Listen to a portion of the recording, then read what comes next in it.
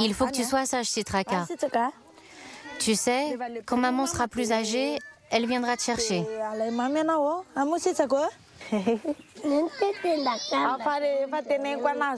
Je lui dis ça souvent, parce que depuis qu'il habite ici, il demande toujours « Pourquoi je suis ici et toi, tu n'es pas avec moi ?» Et moi, je ne peux pas répondre à cette question.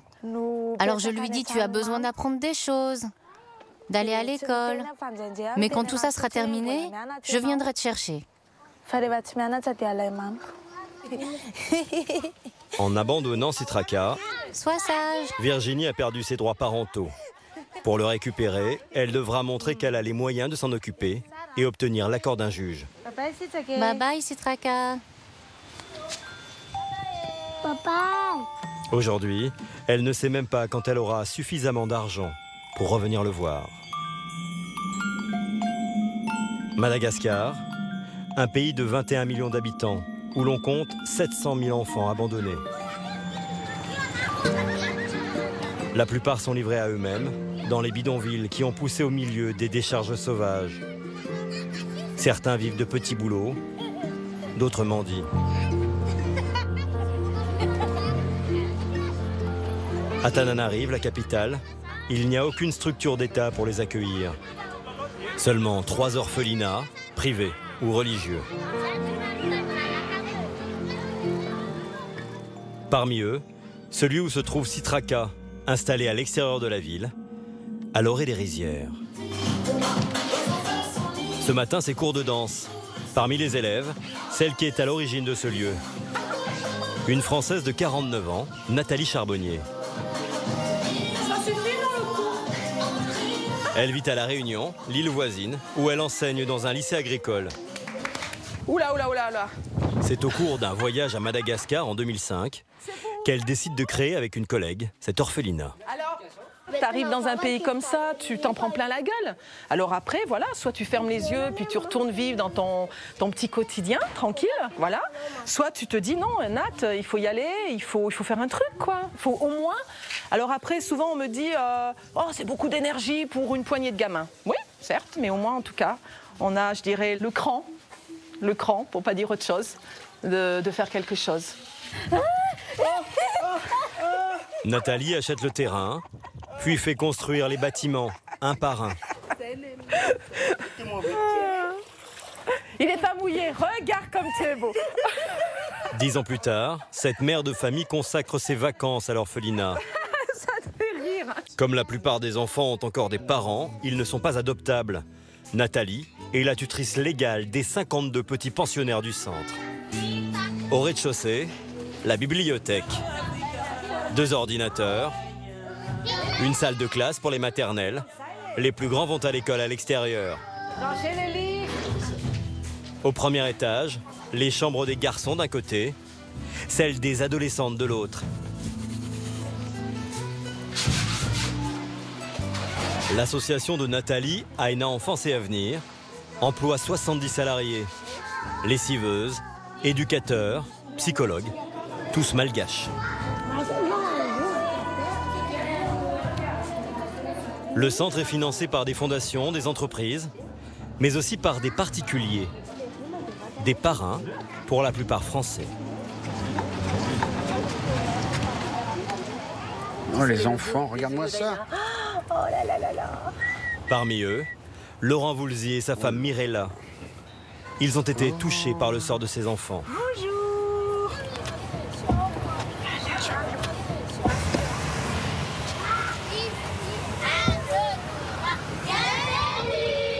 Hello.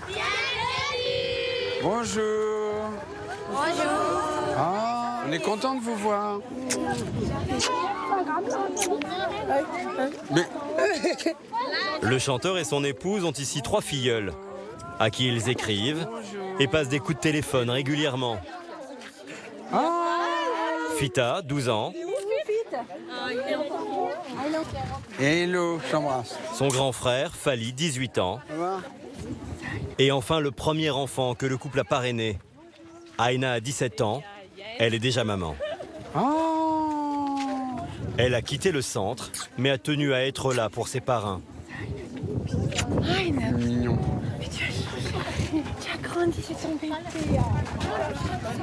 Aïna la danseuse. Je me rappelle, tu dansais. Et toi, tu es une jolie maman, tu sais. Comme les 320 parrains de l'orphelinat, Laurent Voulzy et sa femme versent tous les mois entre 20 et 60 € par filleul. Alors lui, il y va à fond, lui. J'adore, regarde-le.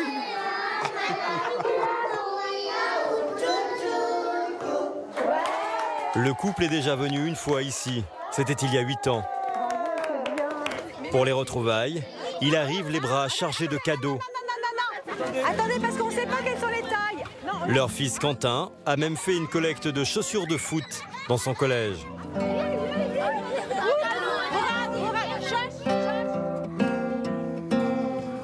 Laurent Voulzy, lui, a apporté à son filleul Fally, amateur de guitare, un accordeur et quelques conseils. Ou bien tu fais séparer peu, ou alors ça, juste ça. Petit enfant, 7e. Nathalie, la cofondatrice du centre, est une fan du chanteur.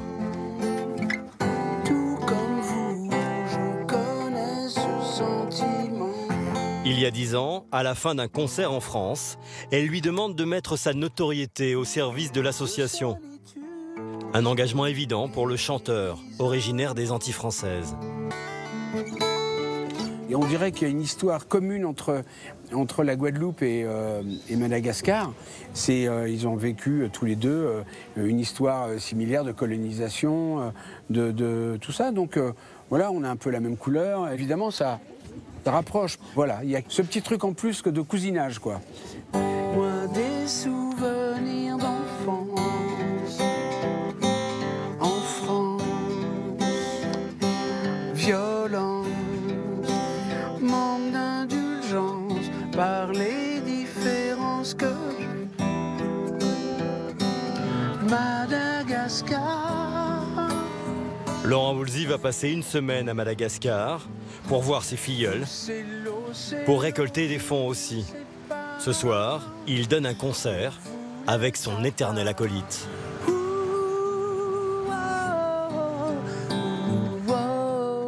Laurent Voulzy et Alain Souchon jouent dans la plus grande salle du pays. 1500 personnes, des notables qui ont payé jusqu'à 80 € leur place. Les orphelins sont invités. La plupart assistent à un concert pour la première fois de leur vie. Moi, je m'appelle Alain, lui, il s'appelle Laurent. Les deux artistes sont très célèbres ici. Wow! Je suis maman pour un coureur très beau. Dans cette ancienne colonie, le français est encore avec le malgache, langue officielle du pays.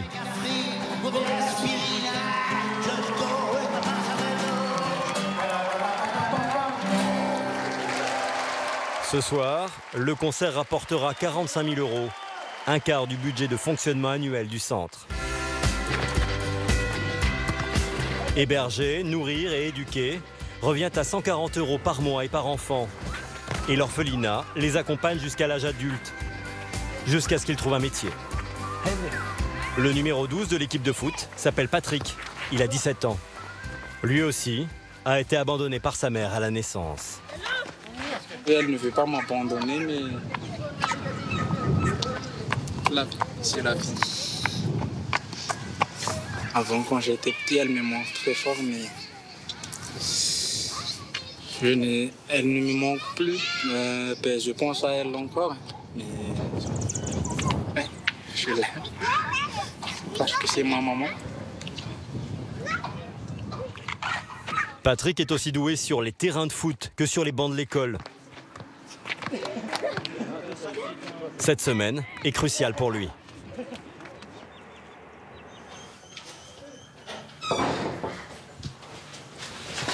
Patrick, c'est là. Ce grand enfant, le doyen du centre, espère intégrer le meilleur lycée de la capitale. T'as dormi avec qui? Titi, Il te porte chance pour aujourd'hui? pour tous les jours. Pour cela, il doit passer un concours d'entrée. Hier, c'était les mathématiques. Aujourd'hui, la dernière épreuve.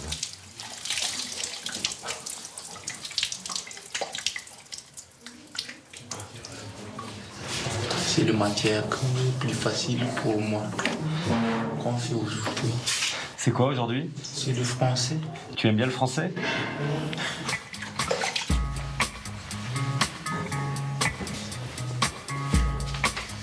À Madagascar, 80% des enfants arrêtent l'école avant l'âge de 11 ans pour travailler. Pour échapper à la pauvreté, Patrick a déjà une idée bien précise de ce qu'il veut faire dans la vie. J'aimerais être un steward. Pourquoi? Parce que, premièrement, j'aimerais visiter la France et aider ma famille. Tu as déjà pris l'avion? Non, jamais. Ces 30 candidats, sélectionnés sur dossier, proviennent de toutes les régions de Madagascar. Seuls 10 d'entre eux seront retenus.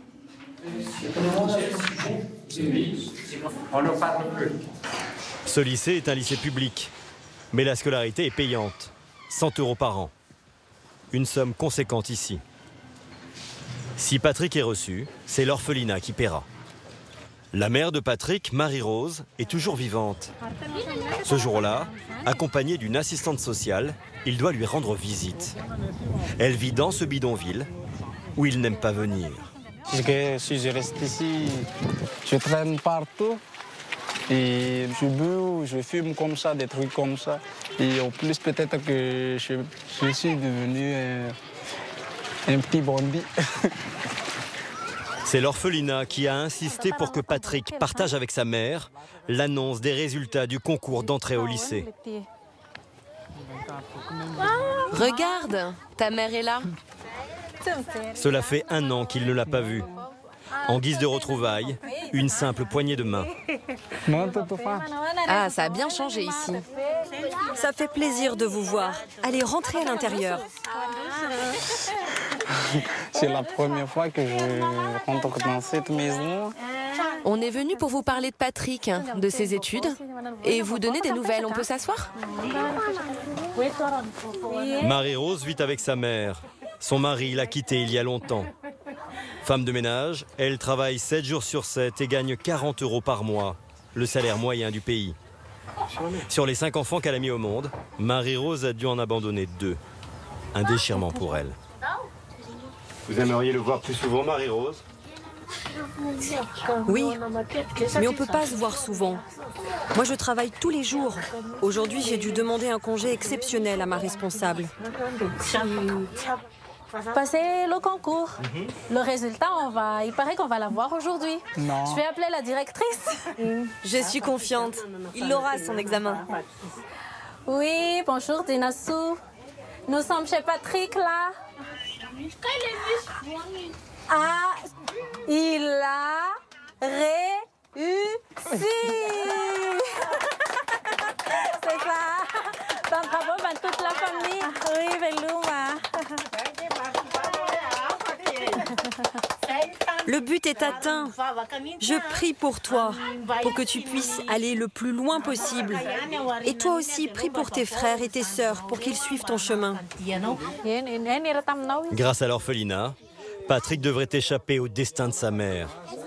Mais tous les enfants du centre n'ont pas cette chance. À quelques kilomètres de là, voilà ce que l'on appelle le bidonville des 67 hectares. Le plus grand de Madagascar. 300 000 personnes au milieu des rizières. Parmi lesquelles la filleule de Laurent Voulzy, Aïna, la jeune maman de 17 ans qui a quitté le centre. Elle a 9 ans quand elle y arrive. Sa mère est morte en couche, son père de tuberculose.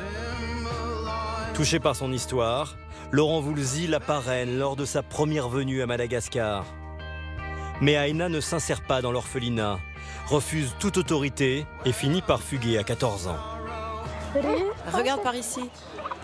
Depuis, elle survit avec son compagnon, en récoltant des déchets dans ses marécages.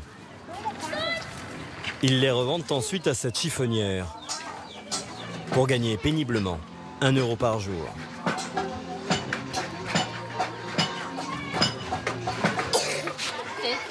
Ici, Les adultes, comme les enfants, travaillent. Porteurs de briques, lessiveuses, ramasseuses de jacinthe d'eau. Cette plante qui sert à nourrir le bétail. Aina et Pascal habitent dans une baraque en bois. Ce taudis de 6 mètres carrés qu'ils louent 7 € par mois.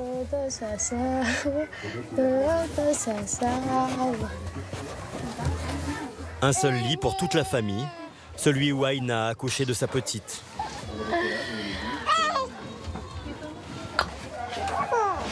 Aucun confort, pas d'électricité. L'eau est payante, il faut aller la chercher au puits. Aina ne lave sa fille que toutes les 2 semaines. Dans ces conditions, il y a 1 an, elle a perdu son premier enfant. À l'époque, elle avait fugué de l'orphelinat pour devenir mère. Je voulais être une vraie femme, jouer avec un bébé, lui donner le sein. J'ai été vraiment traumatisée par le décès de mon premier bébé. Si j'avais pas eu celui-là, j'aurais pas supporté. On est vraiment heureux d'avoir cet enfant. On l'a voulu avec mon mari. Et maintenant, je me sens femme. À Madagascar, une fille sur 2 a un enfant avant l'âge de 15 ans. Ça, c'est quoi? Laurent Voulzy et Mirella se sont promis d'extraire Aina de cette vie précaire, sans avenir. Alain Souchon les accompagne. C'est dingue.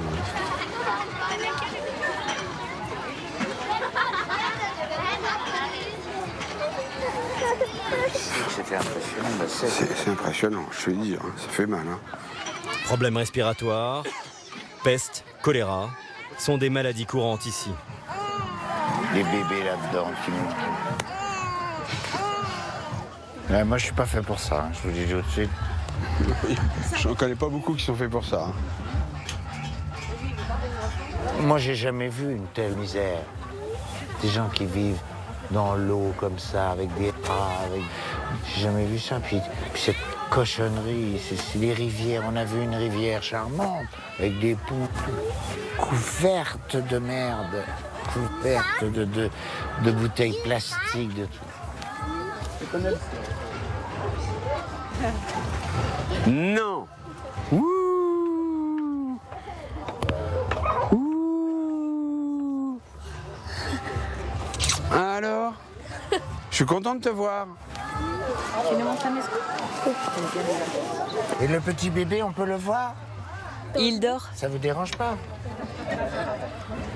Oh, petit Comment bonhomme. il s'appelle? On l'a réveillé, zut. Ça va? Oui, ça va.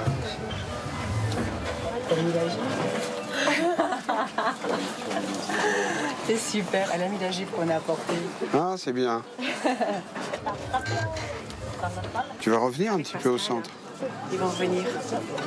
Pourquoi vous assistez autant pour qu'elle revienne au centre? Parce que c'est une nouvelle vie qu'on lui propose. Cette nouvelle vie au centre, c'est apprendre un métier. Bon, au revoir. À bientôt, hein. Peut-être la dernière chance pour Aina de sortir de la misère. La veille de leur départ, bonne nouvelle pour Mirella et Laurent Voulzy. Aina s'est présentée à la crèche du centre.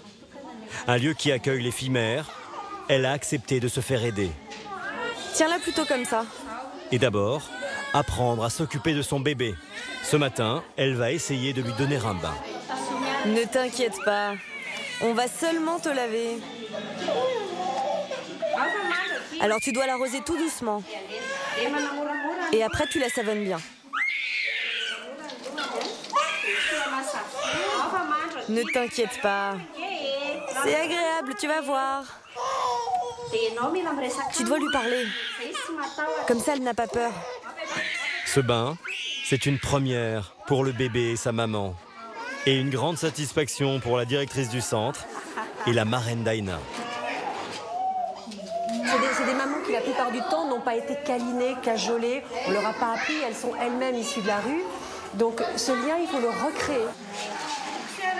Il faut bien frotter sous les bras et là où il y a les plis.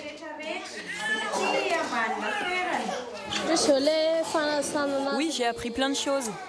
Qu'il fallait nettoyer les parties intimes du bébé, les plis, les aisselles. Ouais, c'est beaucoup de choses nouvelles qui arrivent, hein, Aïna. Tu vas prendre ton temps et apprendre à vivre.